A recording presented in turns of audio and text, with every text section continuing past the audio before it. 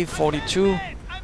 Germans having secured the ridge. Does seem a bit interesting that the British player isn't really trying to attack from any other points, but is constantly drawn into a fight right here at his own base, which is certainly the dangers of setting up a forward base. Is of course you don't really have any natural base defenses like right here, so of course you can end up a lot of exposed. But the Bofors does manage to kill a Grenadier team quite nice. Sniper fire knocking out one infantry section, and a firestorm goes in, killing a few Britons that were hanging about, I fear. Possibly medics, I can't say. Bofors is taking quite a bit of damage, but it is still standing for now. For how long though, I can't say. Quite a bit of manpower and fuel as well, but not quite as much as our friend Hauptmann Zulbor had, in particular because Zulbor does have most of the map. The British have been rather a lot cornered as of late for the most part of this match. He is once more making some moves, and of course with Zulbor having suffered some heavy losses due to Bofors fire and whatnot, there may of course be a slight chance for now for the British Grenadier Guards to make a slight move. Lieutenant against Pioneers right out in the open. Lieutenant does seem to have the advantage with his Sten submachine gun. The Sten submachine gun being a favorite weapon for the Germans to pick up, since as you may notice the magazine is sticking out to the side, whereas the MP40 had it sticking downwards, which didn't make it too well prone, and of course being prone does give you a lot more protection, making you a much harder target to hit. So the Sten did have that small advantage. So did some of the earlier MPs, but they were not so easy to produce. That was of course a bit of a hindrance. And we do see the captain out, Webley revolver in hand, firing away this Pioneer, and a marksman shot knocks out the Pioneer quite horrifically. But looks like the Germans are preparing for a fresh assault. Dual snipers now, rather heavy manpower investments, and a stray mortar round, of course getting caught by a reconnaissance section can very easily end up very badly.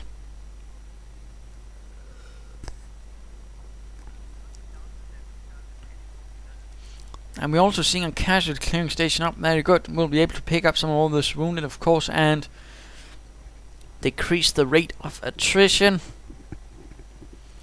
And we are seeing a Stuart light tank finally coming out, so that should be of help. Mortar rounds flying in on that Bofors 40mm, of course prompting the British captain taking quite a bit of sniper fire. He will have to retreat lest he ends up very dead.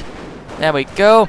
British charging in. Will those reconnaissance sections snipe any of those snipers? Yes, there we go. A sniper is lost.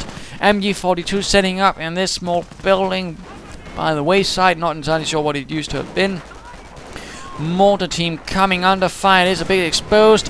One man is down. The two are left arm running with all haste.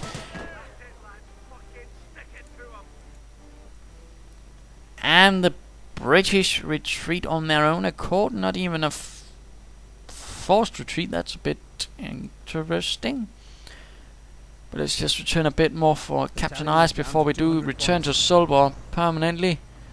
There we have this Stuart light tank, able to put a bit of armored pressure on the Germans. Looks like it will be running into the Grenadiers with a Panzerschreck, but the Stuart has received a small buff against Panzerschreck, so it isn't so easy to damage. A canister round goes off, killing another Grenadier. Panzerschreck to the rear, another Grenadier down, leaving only one behind. Oh dear, a few shots. No, the Stuart does not focus him down. Oh dear, there we go. And a Grenadier team with a Panzerschreck is lost. Horrific, and instead the Panzer Command is being readied. So we'll probably be seeing some heavy armor from the Germans, apparently having realized he's not too good with his infantry, which is a bit of a tragedy, in particular for the infantry, which is getting killed. MG42 team on the retreat. British pushing forwards. Another Stuart light tank. Finally looks like the British are making some headway, beginning to seize territory right here in the eastern part of the higher areas. Stuart sneaking about. Panzer Command looks like to be almost done. No doctrine yet, though, for the British, and for Zulbor we of course have terror, propaganda, war, firestorm, and the inspired assault. And looks like this Stuart light tank did get a bit close. And Panzerschreck for the Grenadiers, nothing unusual there. Mortar team coming under fire from the Stuart. Might not survive much longer though, but it is keen on bombarding those British. The 21st having been forced a bit back, but they are still retaining most of the map, while the Grenadier Guards are slowly on the other hand pushing forwards. And looks like a few Piat rounds landing amongst that mortar team, but the Stuart finishes the job, killing the mortar. And finally a Panzerschreck for those Grenadiers. And we're also seeing an Ostwind from the Panzer Command. Not entirely sure why. The Panzer IV would really have been a better choice. And of course he's not lacking in fuel, so there wouldn't have been a problem with that either. But that is his choice. One Grenadier down, MG42 setting up. Pioneers sneaking about here, but the British are securing these areas with their captain and lieutenant. Lieutenant have been given veterancy 1, but he's not nearby to support the infantry.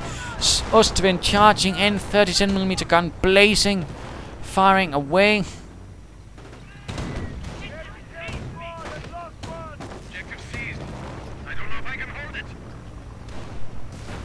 And the Panzerschreck rockets barely misses. Looks like this Stuart though will be able to hold the line for now. The Ostwind not quite afraid, but a sniper has snuck in, acting as a forward observer, and we see a very devastating firestorm. Looks like it took out the sapper section, the Bofors and whatnot. Medics are quick to run into the inferno and salvage any wounded men they can, but that was really a well-placed firestorm, which did an awful lot to break the infantry backbone of the Grenadier Guards.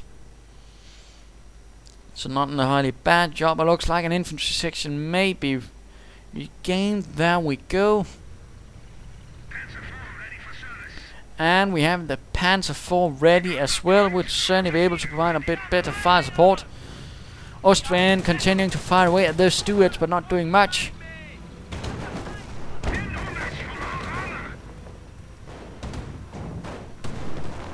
The Stuart light tank itself having been in service for quite some time, but now having already served in North Africa, when it actually did more battle as the sort of main tank of the British and American forces. It also had a bit of serving in on the Eastern Front under Soviet command,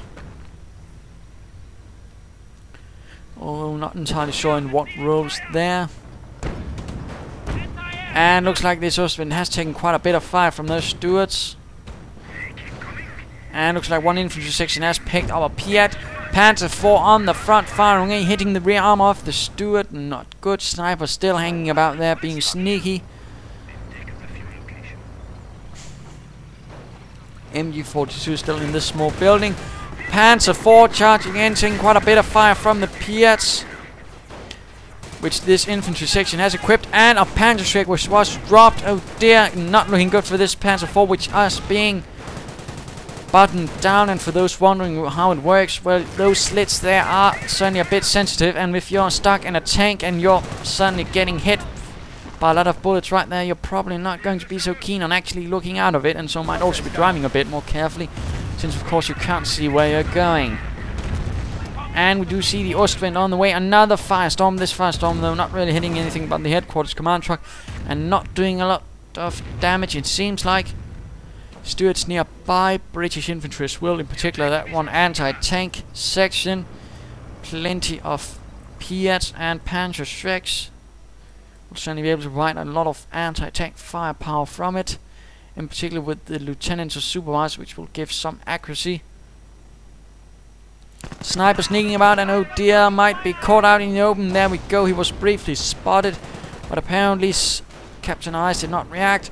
Grenadier section forced retreat. Ostwind blasting away, but might get blasted itself by British anti-tank.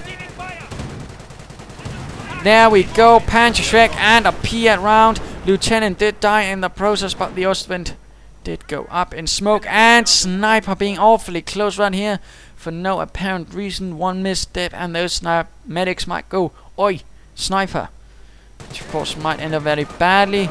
British continuing to push through here.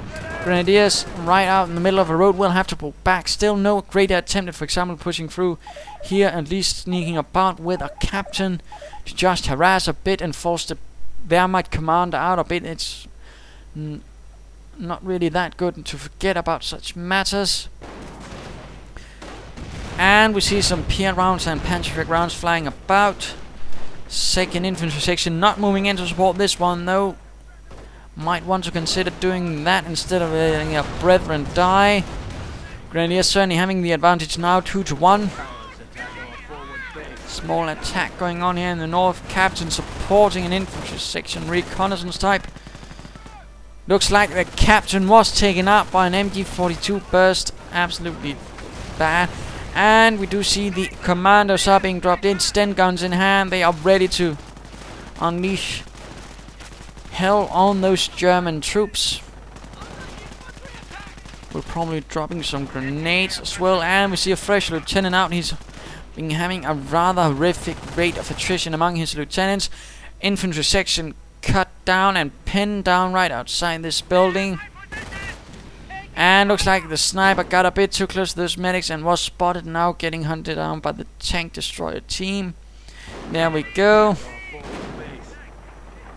Now forced to retreat. Will he make it out of there alive? No, he's running straight into a throng of commandos. Oh dear, the last thing you want to run in if you're a sniper. So there we go, Lieutenant though being awfully exposed.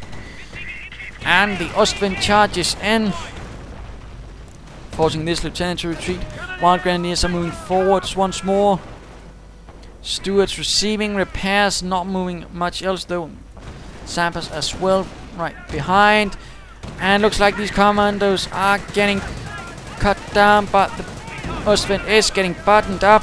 Panzer and Piet fire going away, but those brain gunners will have to get out of there before the Grenadiers slay them. Commando grenade knocking out 2 Grenadiers and really forcing a retreat. No medic bunker for the Germans. Would certainly be helped considering the way he seems to have a tendency of losing infantry. Panzer IV hanging about as well. No infantry veterancy though for his armor. A bit curious. Still able to push through there. And another firestorm going in, forcing the British to get out of there before it crashes in. Stuarts leading the way, going through the rather battered territory, taking on that Ostwind. Perhaps the attendant pioneers. Ostwind though seems to have a bit of luck firing away and doing quite a few rear heads. Oh dear, looks like this Stuart might be knocked out. There we go. Panzer IV on the field as well. The 21st Panzer Division really pushing forwards now. And again a bit of manpower and fuel, but King Tiger from the 503 Schwerer Panzerabteilung is being called in. Shall be able to provide some heavy firepower and of course provide the final nail in the British coffin, I suspect. Certainly not looking good, and not any actual armor assets. In fact, looks like those commandos were lost as well. Down to only 2 infantry teams, a sapper team, and some Stuarts, or that is 1 Stuart. Now the Ostwind moves in, firing away.